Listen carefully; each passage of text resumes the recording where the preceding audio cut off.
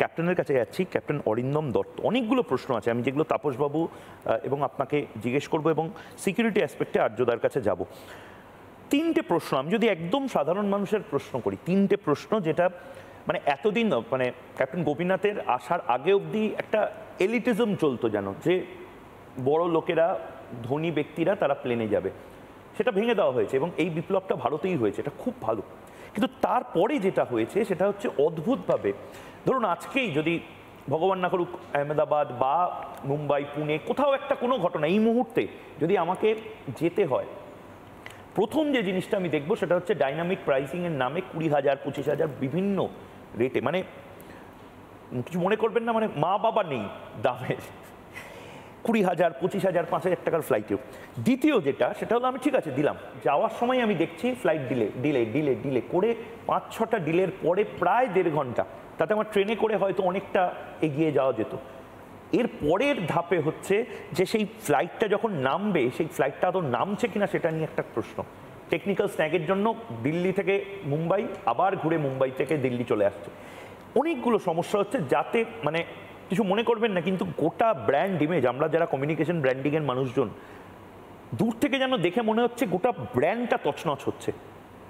Air India শুধু বলছে না, এভিয়েশন সেক্টরের বলছে। এই উড়ান এখন পরিষেবার জায়গায় আতঙ্ক শব্দটা পাশে চলে আসছে, রিপাবলিকও সে কারণেই এই ডিবেটটা করছে। প্রবলেমটা কি হচ্ছে স্যার?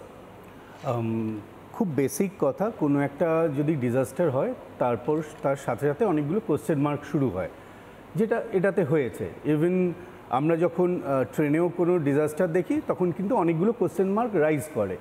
বাট এভিয়েশন ক্ষেত্রে যেহেতু একটা বড় ঘটনা ঘটেছে, আপনি যদি সারা পৃথিবীতে দেখবেন যে কিন্তু এভিয়েশনের ডিজাস্টার ভীষণই কম, ভীষণই কম, মানে সেই মানে ক্যালকুলেশনই আসবে না। প্লেনে যাওয়াটা সেফ, ডেফিনেটলি সেফ। যখন কোনো ডিজাস্টার কোনো না কোনোটা এফেক্ট করেছে, সেটা নিয়ে তো আমরা দ্বিমত হতে পারবো না।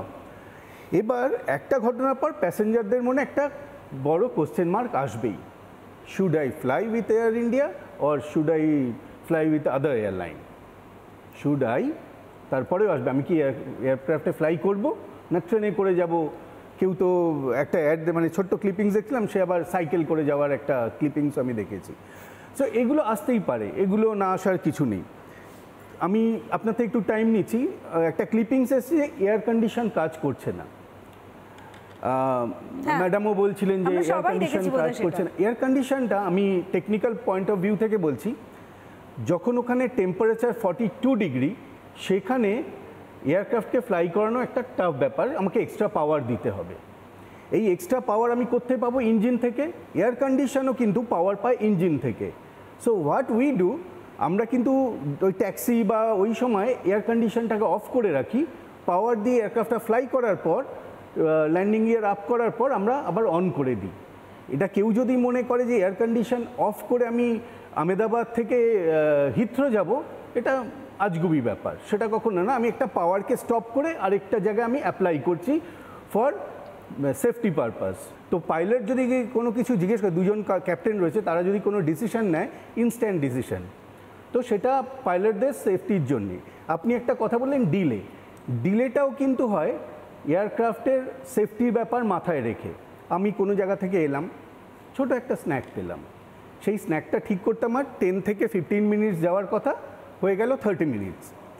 তো সেখানে কিন্তু প্যাসেঞ্জারদের সেফটি কথা মাথায় রেখেই কিন্তু আমাকে ওই কাজটা কমপ্লিট করতে হবে। উইদাউট দ্যাট কমপ্লিশন আমি কিন্তু এয়ারক্রাফটটাকে রিলিজ করতে পারবো না। এটা গ্রাউন্ড ইঞ্জিনিয়ারদের একটা ব্যাপার। কিন্তু ক্যাপ্টেন একটা জিনিস আমি মানে আমি বলে না, অনেকেই হয়তো আমাদের দর্শকেরা লক্ষ্য করছেন, বড্ড বেশি ডিলে এখন এয়ারক্রাফটগুলোতে হচ্ছে, এটার কারণটা কি? মানে এটার কারণ হতে পারে এয়ারক্রাফট ফ্লাই করছে বেশি। আপনি সকালে আহমেদাবাদ থেকে শুরু করলেন, দিল্লি গেলেন, দিল্লিতে যেমন শেডিউলে চলছে, এবার কোনো ওয়েদার বা কোনো কারণে সেটা মাঝখানে কোনো জায়গায় ডিলে হলো, এই যে ডিলেটা হলো সেটাকে আপনি কম্পেনসেট করতে পারবেন না, কারণ আপনাকে ওই টাইমেই চলতে হবে। 2 ঘন্টার ফ্লাইট 2 ঘন্টাতেই কমপ্লিট করতে হবে, সেটা কমিয়ে আপনি কিন্তু 1 ঘন্টা 15 মিনিট করতে পারবেন না। আমি যদি পাওয়ারও এক্সট্রা দিই, আমি 2 ঘন্টার ফ্লাইটটা 1 ঘন্টা 50 মিনিট করতে পারবো, আমি কিন্তু 1 ঘন্টা 15 মিনিট করতে পারবো না। এটা একটা। এবং রুটেও যদি আমার কোনো জায়গাতে অন্যান্য এয়ারক্রাফট ল্যান্ডিং করছে বা চলে এসছে, ওয়েদার খারাপ, তার জন্য আমার ফ্লাইটটা অনেক সময় ডিলে হয়, মানে লেন্দি হয়। সেইটাকে আমি যখন কম্পেনসেট করতে পারবো না, এন্ড অফ দ্য ডে সন্ধ্যের দিকে ম্যাক্সিমাম টাইমই ফ্লাইট ডিলে হতে পারে। তো আমাকে একটা কথা বলুন ক্যাপ্টেন দত্ত, পাইলট হিসেবে কি কি সমস্যা বা একেবারে বাস্তবের কি কি অসহায়তা আছে যেগুলো আজ দর্শকদের বলা উচিত? আমি কিছু হলে সবচেয়ে আগে দোষ যেটা আপনার উপর বা আপনাদের উপরই আমাদের দিতে পছন্দ হয়, কারণ কি আপনারা একদম সামনে থাকেন বলে। যদি আপনি আপনাদের পার্সপেক্টিভটাও বলেন। আমি পয়েন্টটাতে আসতাম। ম্যাডাম জিজ্ঞেস করেছে pilot are they reliable? They are very much reliable. বছরে তাদের দুবার করে ট্রেনিং হয়। সেই ট্রেনিংয়ে সিঙ্গেল ইঞ্জিন যদি ফ্লাই করতে হয় টেক অফের পর কিভাবে টেক অফ করব, আমার যদি ইলেকট্রিক্যাল ফেল হয় সেটা কিভাবে আমি কন্ট্রোল করব, হাইড্রোলিক ফেল হয় কিভাবে কন্ট্রোল করব, বছরে দুবার এভরি 6 মান্থ আমাদের ট্রেনিং চলে সিমুলেটারে। আর ডাবল ইঞ্জিন ফেলিওর হলে, ডাবল ইঞ্জিন ফেলিওর যদি ফ্লাইং হয় সেটা কিভাবে আমি গ্লাইড করব, কোন জায়গায় দেখব, এটিসির সাথে কথা বলবো যে আমার ফাঁকা জায়গা কোথায় আছে বা কোন অ্যাবেন্ডেন্ড এয়ারপোর্ট আছে সেটা কথা বলে গ্লাইড করে নামবো। এরকম কখনোই চিন্তা করা উচিত না। পাইলট আর দে রিলায়েবল এই কোশ্চেনটা আসা কখনোই উচিত না। আর এখানে যখন আপনাকে রিলিজ করা হয়, রিলিজ বলতে আমি গাড়ির ব্যাপারে বলছি তাহলে সুবিধা হবে। আমি অ্যাম্বাসেডার চালাচ্ছি, অ্যাম্বাসেডার চালাতে পারবো কি না আমাকে যে ট্রেনার সে বলবে হ্যাঁ এখন চালাতে পারবে, ছেড়ে দেবে কলকাতা শহরে। এখানে পাইলটটা ঠিকমতো ফ্লাইং করতে পারছে কি না সিমুলেটরের পর তাকে নর্মাল ফ্লাইংয়ে তাকে চেক করা হয়। তো এখানে যেদিন সে রিলিজ হবে that means that person he or she can fly the aircraft alone.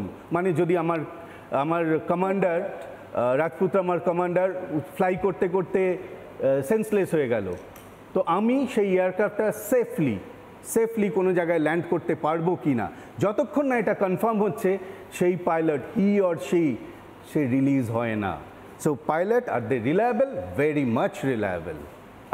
আমি একদম শেষ করার আগে, আমি বাকিদের কাছে যাওয়ার আগে একটা প্রশ্ন, এটা যেহেতু আপনাকে পেয়েছি বলে এখানে, এই যে মাঝে মধ্যেই শুনি যে একটা প্লেন তাকে জরুরি অবতরণ করতে হয়েছে বা অ্যাক্সিডেন্ট হয়েছে, সেই প্লেনে পাখি ঢুকে গেছে বলে, এটার কারণটা কি? আমরা সাধারণভাবে একদম আমার যারা একেবারে বাচ্চা যারা রয়েছেন তাদেরও একটা কৌতূহল আছে যে পাখি ঢুকে যাওয়ার জন্য এত বড় একটা প্লেনের সমস্যাটা কি হয়? আহমেদাবাদ এয়ারপোর্টটা আমি ওখানে প্রচুর ফ্লাই করেছি।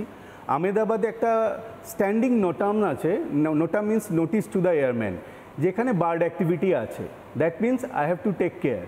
তো আমার ক্ষেত্রে হয়েছে বার্ড অ্যাক্টিভিটি ছিল, টেক অফ করতে পারিনি, আমি ওয়েট করেছি, এয়ারপোর্ট অথরিটি তারা ক্র্যাকার দিয়ে বার্ড সরিয়েছে। কারণটা কি? ওটা পাখিটার সমস্যাটা কি করে? সমস্যা আমি আমার ব্যক্তিগত একটা বার্ড হিট হয়েছিল, আমি আগের যে এয়ারলাইন ছিলাম সেটার একটা ছোট্ট কথা বলছি। তখন এয়ারপোর্টটা ছিল বেগমপেট এয়ারপোর্ট, এখন তো আমরা শামশাবাদ যাই। বেগমপেট এয়ারপোর্টটা শহরের মধ্যে। আমি সন্ধ্যাবেলা টেক অফ করছি, হঠাৎ আমার ফ্লাইট ছিল, আমি টেক অফ করছি, হঠাৎ দেখলাম একটা সাদা সামনে দিয়ে যেতে সন্ধ্যেবেলা মানে ভ্যানিশ হয়ে গেল। আমি বাঁদিকের ইঞ্জিনটা দেখলাম ড্রপ করলো। আমাদের তখন কেন টেক অফ আর ল্যান্ডিং এই সেগমেন্টটা ভীষণ প্রিসাইজ, মানে আমাকে প্রত্যেকটা মনিটর কিন্তু দেখে নিতে হয়, মানে কোনটা কি হচ্ছে না হচ্ছে। তো আমি দেখলাম বাঁদিকের ইঞ্জিনের যে ইন্ডিকেটার ড্রপ করেই আবার উঠলো। তো আমরা সাথে সাথে ওটাকে, তখনও V1-এ যাইনি, আমরা স্টপ বললাম। তো আমার সাথে একজন ফরেন ব্রাজিলিয়ান পাইলট ছিল, সেও আমার হাতের উপর রাখলো, একসাথে রিভার্স থ্রাস্ট দিল। রিভার্স থ্রাস্টটা খালি গ্রাউন্ডেই দেওয়া যায়, ওপরে দেওয়া যায় না। এয়ারক্রাফটটা দাঁড় করালাম, তারপরে এসে আবার টারম্যাকে যখন দাঁড়ালাম দেখলাম যে কি হয়, একটা ছোট্ট প্যাঁচা ওর ভেতর ঢুকে গেছে। প্যাঁচার তো খালি ব্লাড সেলগুলো দেখলাম যে ইঞ্জিনের চারদিকে রয়েছে, কিছু ফেদার রেগে রয়েছে, কিন্তু ওই 1.5 কিলো 2 কিলোর প্যাঁচা আমার 4টে অ্যালয় ব্লেড মানে যথেষ্ট শক্ত, যে কোনো অ্যালয় আমরা জানি যে তা দিয়ে কোনো কিছু তৈরি হলে ভীষণ শক্ত এবং মজবুত, 4টে ব্লেডকে দড়ি পাকানোর মতো পেঁচিয়ে দিয়েছে। তো একটা পাখি, 1.5 কিলোর একটা পাখি যদি ওরকম 4টে অ্যালয় ব্লেডকে, ওই ইঞ্জিনে ব্লেড প্রচুর থাকে, তো 4টে ব্লেডকে যদি ওরকম দড়ি পাকানোর মতো পেঁচিয়ে দিতে পারে, তাহলে আপনি চিন্তা করুন যদি একটা এয়ারক্রাফট ফ্লাই করছে সেখানে কোনো এক ঝাঁক পাখি বা একটা বড় পাখি সেটা যদি ইঞ্জিনে এফেক্ট করে তার কি অবস্থা হবে। তো যে কোনো ক্ষেত্রে বার্ড হিট যদি ইঞ্জিনে হয়, বার্ড হিট আমাদের ফিউজলেজে অনেকবার হয়, কিন্তু ইঞ্জিনে যখন হয় এটা সেফটি মেজার তো অবশ্যই। নানা ধরনের কন্টেন্ট দেখার জন্য লাইক করুন, শেয়ার করুন আমাদের ফেসবুক পেজ, সাবস্ক্রাইব করুন আমাদের ইউটিউব চ্যানেল। পাশাপাশি অন্যান্য ব্রেকিং নিউজের জন্য অবশ্যই চোখ রাখুন রিপাবলিক বাংলায়।